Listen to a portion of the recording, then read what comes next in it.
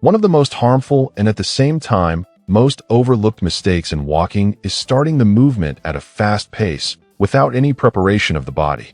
This behavior is extremely common because it seems logical. People think that by starting faster, they are making better use of time or increasing exercise efficiency.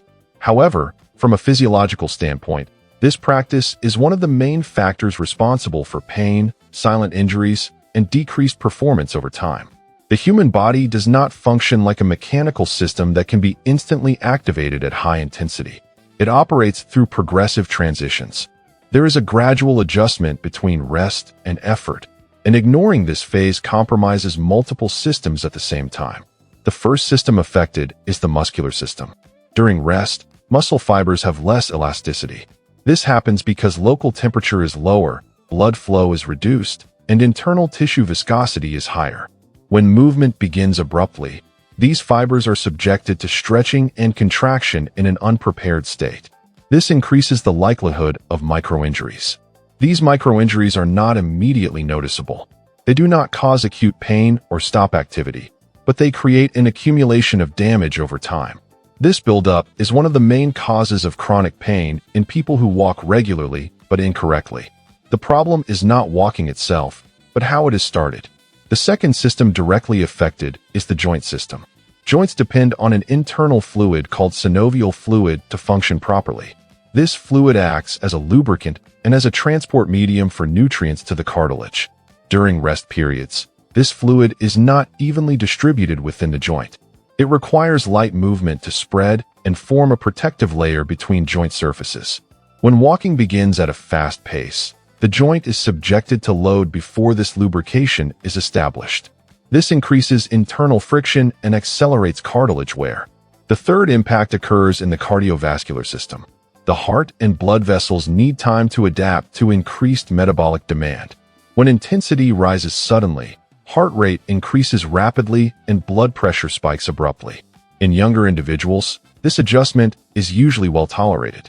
After age 50, when vascular elasticity is already reduced, this type of variation creates unnecessary stress on the circulatory system. The solution to this problem is simple and does not require more time. Only a change in how the activity is started.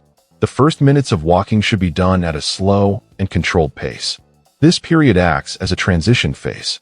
During this time, there is a gradual increase in muscle temperature, improved fiber elasticity, proper distribution of synovial fluid in the joints, and gradual adjustment of heart rate. The second mistake, poor walking posture, is one of the most decisive factors in turning this movement into either a benefit or harm to the body. Even so, it is one of the least observed aspects. Most people walk with significant misalignment without realizing it. The head moves forward, shoulders round inward, the gaze is directed downward, and the torso leans slightly. This pattern completely alters the body's natural mechanics and creates a chain of compensations that, over time, result in pain, fatigue, and joint overload. The most immediate impact occurs in the cervical region. The human head weighs about 5 kilograms on average. When properly positioned and aligned with the spine, this load is evenly distributed. However, when the head shifts just a few centimeters forward, the mechanical effect changes completely. This displacement creates a lever that multiplies the load on the neck and upper back muscles. The second major impact occurs in the respiratory system. When the shoulders are rolled forward and the torso is curved, the space available for lung expansion is reduced. The diaphragm, the main breathing muscle, loses its range of motion. As a result, breathing becomes shorter and more shallow. In addition, poor posture affects the entire biomechanical chain of the body. Small misalignments spread to the hips, knees, and ankles, altering load distribution during walking. This cumulative effect can lead to joint wear and pain over time, even without increasing activity intensity. Correcting this mistake requires body awareness. The head should remain aligned with the spine, the shoulders relaxed and slightly back, and the gaze directed forward. This simple adjustment improves breathing, reduces muscle strain, and makes movement more efficient. Over time, this new pattern becomes automatic. The body begins to move with more balance, less effort, and greater safety. Small posture changes can produce significant improvements in walking quality and overall health. The third mistake, wearing improper footwear, has a direct impact on joint health, load distribution, and walking efficiency. Many people use any type of sneakers without considering that footwear is the only point of contact between the body and the ground. All the force generated with each step passes through this interface. When it is not adequate, the effect spreads throughout the entire body.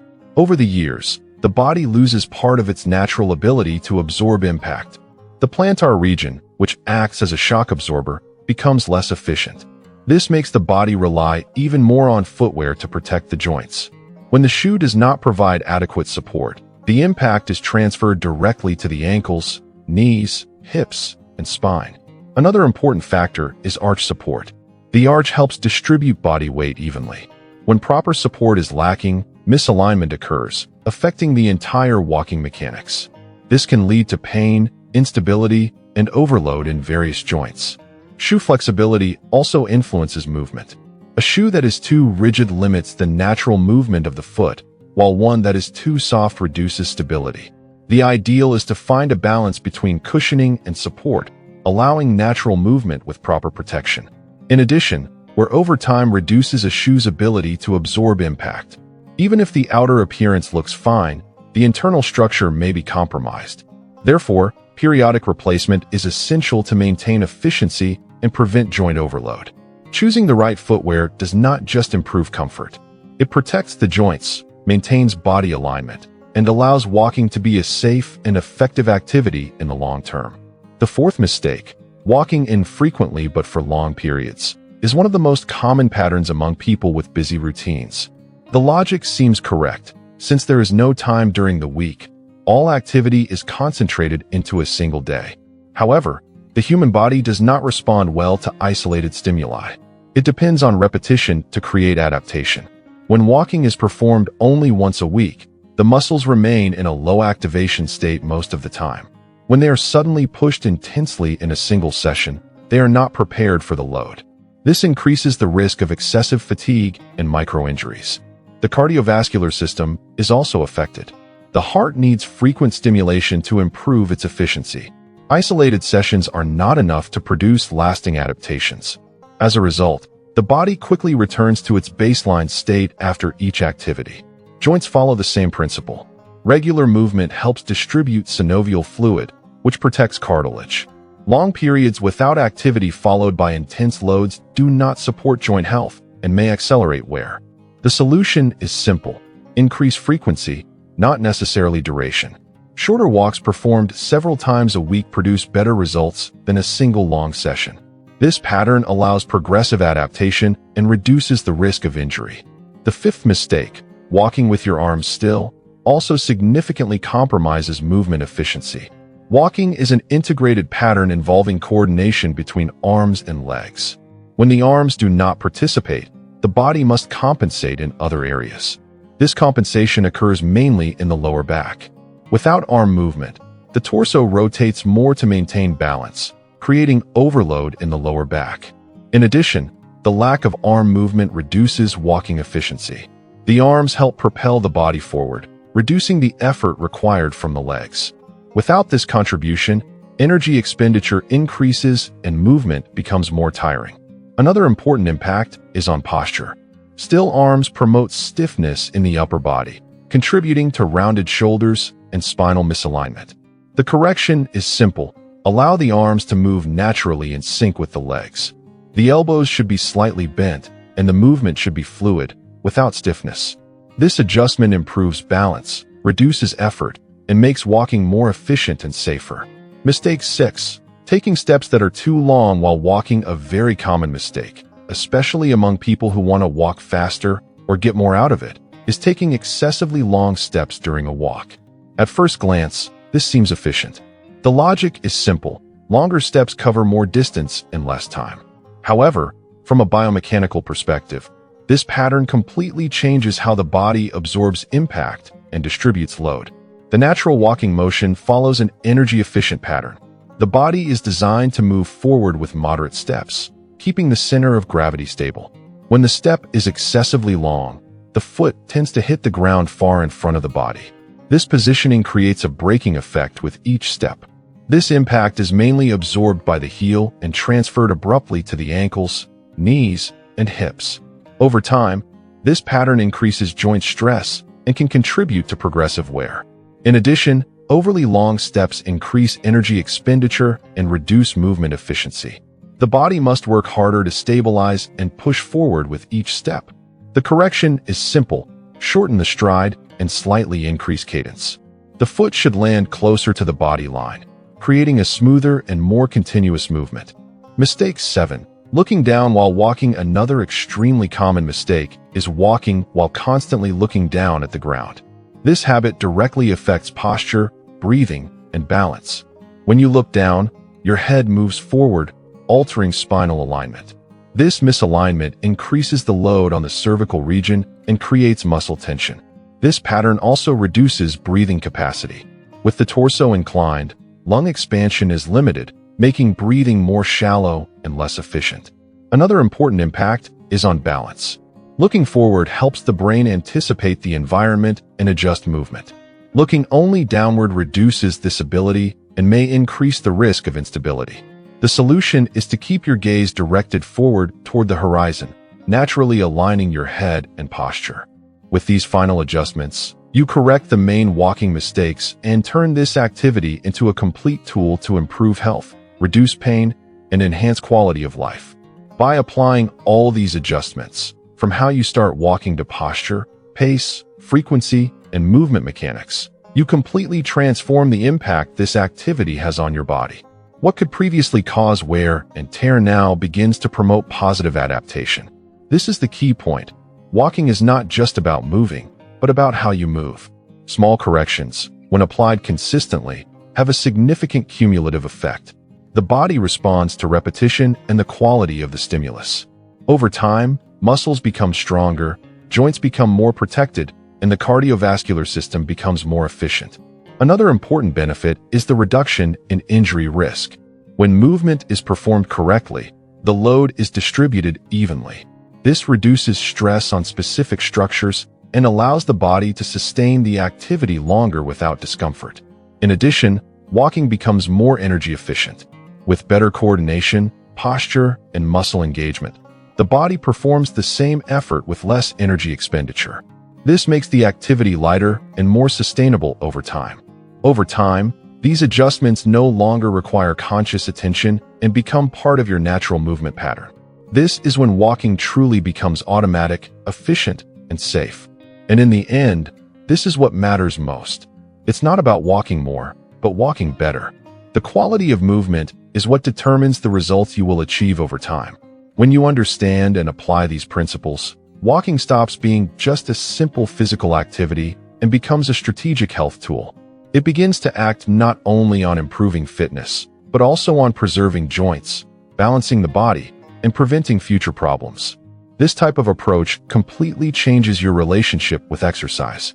Instead of something done out of obligation, walking gains a clear purpose and visible results.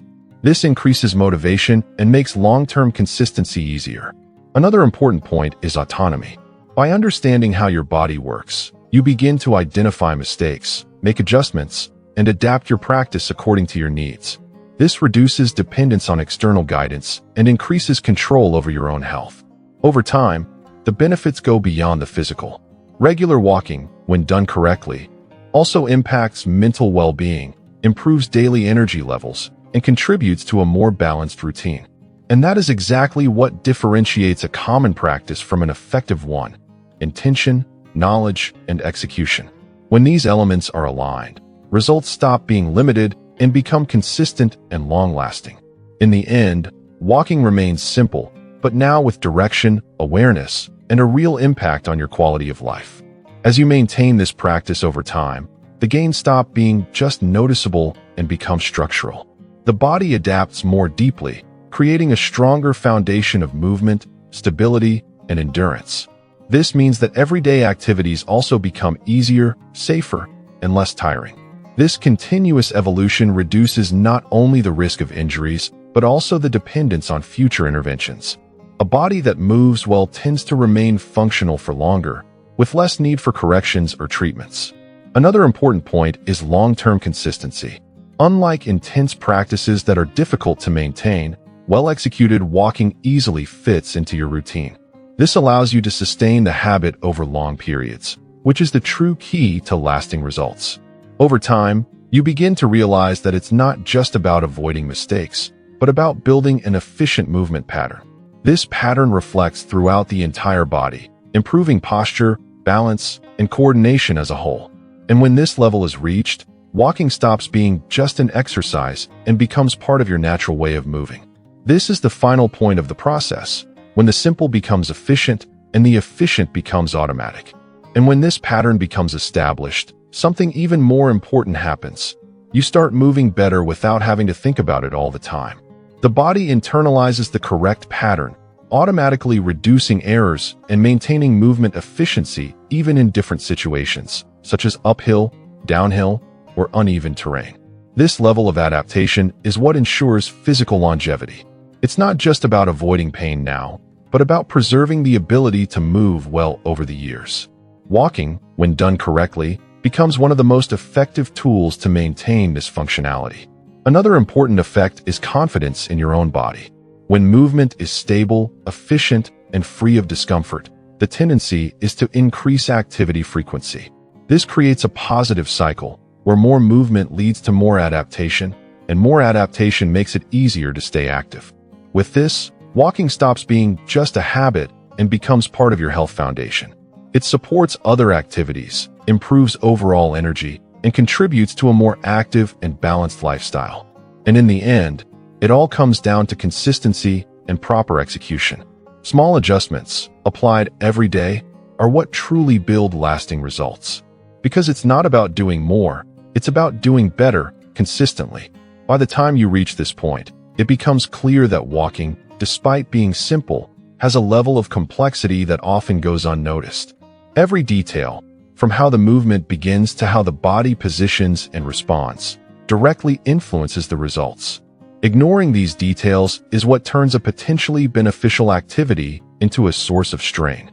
On the other hand, when these same details are adjusted, the effect is exactly the opposite. Walking becomes lighter, more efficient, and much safer. The body starts working with the movement instead of against it. This is where the difference happens. It's not in intensity or duration, but in the quality of execution. Small adjustments in how you walk can create profound changes in how your body functions over time. And most importantly, these adjustments are completely within your reach. They don't depend on complex equipment, don't require drastic changes, and can be applied immediately. From this point forward, walking stops being just an automatic habit and becomes a conscious practice. Each step becomes more efficient, each movement more coordinated, and each session more productive. And that is exactly what sustains results in the long term. It's not occasional effort, but consistent quality. It's not about doing more, but doing better every day. In the end, walking remains something simple. But now, with understanding, intention, and proper execution, it becomes one of the most powerful tools to preserve your health, mobility, and quality of life over the years.